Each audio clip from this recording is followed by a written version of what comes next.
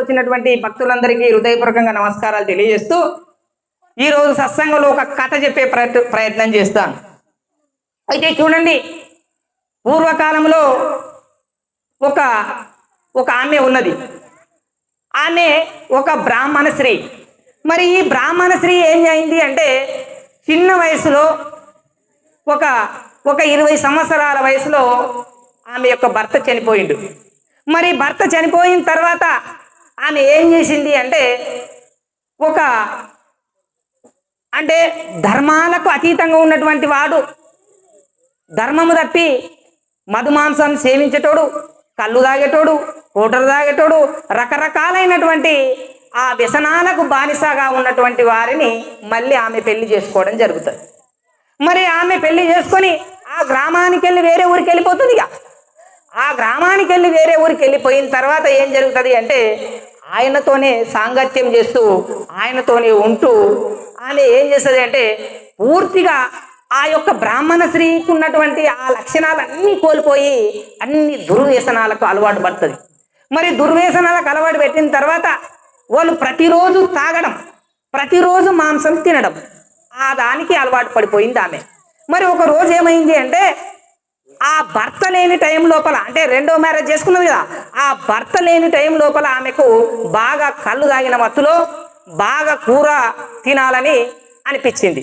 అయితే అప్పుడు ఏమైతుంది, పూర్వకాలంలో అంటే ఆ ఇంటికి దగ్గరలో దొడ్లు ఉండేటివి. ఆ దొడ్డిలో మేకలు దూళ్ళు కట్టేసేవాళ్ళు. అయితే ఈయన ఏం చేసింది, సాయంత్రం పూట 6-7 గంటల టైంలో ఆ దొడ్లకి వెళ్ళింది. దొడ్లకి వెళ్ళి తాగిన మైకంలో ఉన్నది, మత్తులో ఉన్నది. ఆమెకి ఏం చేయాలో తెలియక పోయింది. అక్కడ దొడ్డి లోపల ఏమున్నాయి అంటే దూళ్ళు ఉన్నాయి, మేకలు ఉన్నాయి. మరి దూళ్ళు మేకలు ఉండడం పట్ల ఆమె పోయి ఏం చేసింది అంటే, దిన్నం ఒక మేకపిల్లని తెచ్చి కోసుకునేటటువంటి అలవాటుకు ఆమె అలవాటు పడి ఉన్నది. పోయింది, మెల్లగా పోయి ఆ లేగ దూడని పట్టుకొని వచ్చింది. ఆ మబ్బులో పట్టుకొని వచ్చిన తర్వాత దాన్ని కోసింది, ఆవుని. ఆ లేగ దూడని కోసిన తర్వాత మెల్లగా, ఇప్పటిలాగా లైట్లు లేవు కదా, కరెంటు లేదు కదా, ఆ ఏం చేసింది, ఒక దీపం పెట్టి మెల్లగా దాన్ని పుతం చేద్దామని చెప్పేసి వెలుగు కాడికి తీసుకొని పోయింది. అంటే దీపం కాడికి తీసుకొని పోతే ఆవు దూడ ముఖం కనిపించింది, అంటే లేగ దూడ ముఖం కనిపించింది.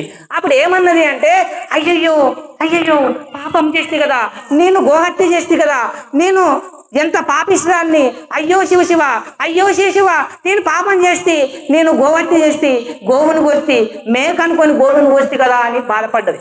అయితే అయ్యో శివ అన్నది తెలియకుండా అయ్యో శివ అన్న తర్వాత ఆమె కొన్ని రోజులకు చనిపోయింది.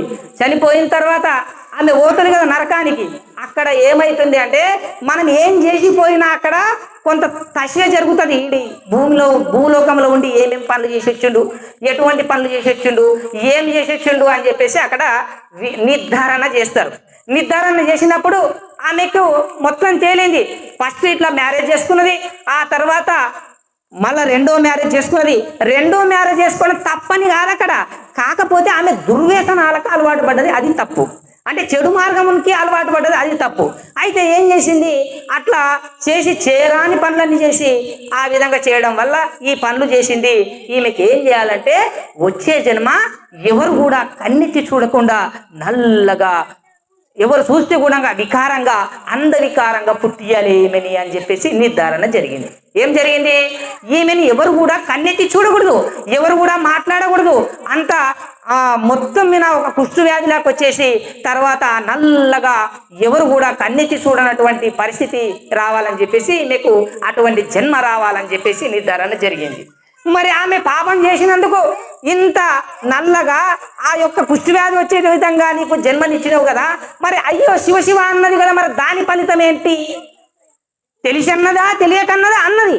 అయ్యో శివ అన్నది కదా, మరి శివ అనేటటువంటి పదాన్ని పలికింది కదా, దాని ఫలితం ఏంటి అని అంటే, అప్పుడు చూడండి, అయ్యో శివ అన్నందుకు ఈమె కొన్ని రోజులు నరకం అనుభవించి, ఎవరు మాట్లాడకుండా ఆ నల్లగా మొద్దులాగా పుట్టి ఎవరు కూడా కన్నెత్తి చూడకుండా ఉండి కొన్ని రోజులు అట్లా జీవనం గడిపిన తర్వాత తుదకు ఆమెకు అయ్యో శివ అనేటటువంటి పుణ్యం చేసినందుకు ఆమె చిదంబరం ఆడ ఈడ పడుతూ అడక తినుకుంటూ, ఆడ ఈడ రొట్టెలు అడుక్కుంటూ, అన్నం అడుక్కుంటూ గోకర్ణం పోనీకే ఆమెకు అవకాశం కల్పించిండ్రు అక్కడ.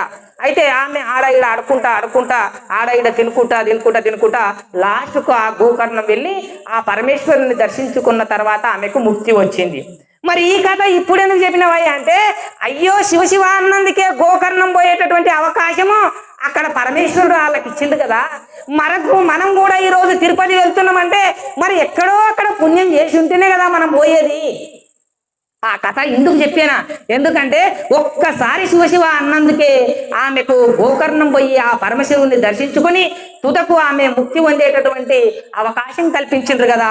మనం కూడా ఈరోజు తిరుపతి పాదయాత్ర పెట్టినామంటే మనకు కూడా ఎక్కడో అక్కడ పుణ్యం ఉంటుంది. ఆ పుణ్య ప్రభావం చేతనే మనం పాదయాత్ర చేస్తున్నాం.